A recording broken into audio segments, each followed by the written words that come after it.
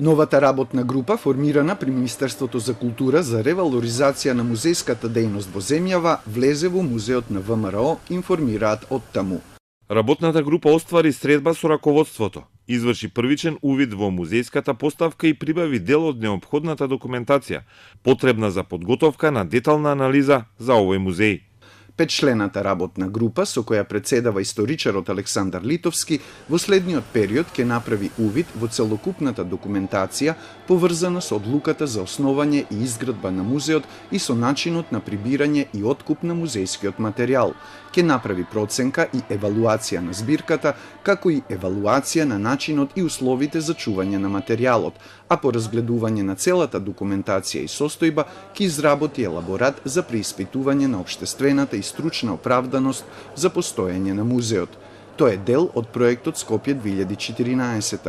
Според истражувањата на БИРН, за неговата изградба ресорното министерство инвестирало околу 17 милиони евра, а биле склучени над 80 договори со физички и правни лица. Од нив 2 договори се со фирмата градител Бетон од Штип.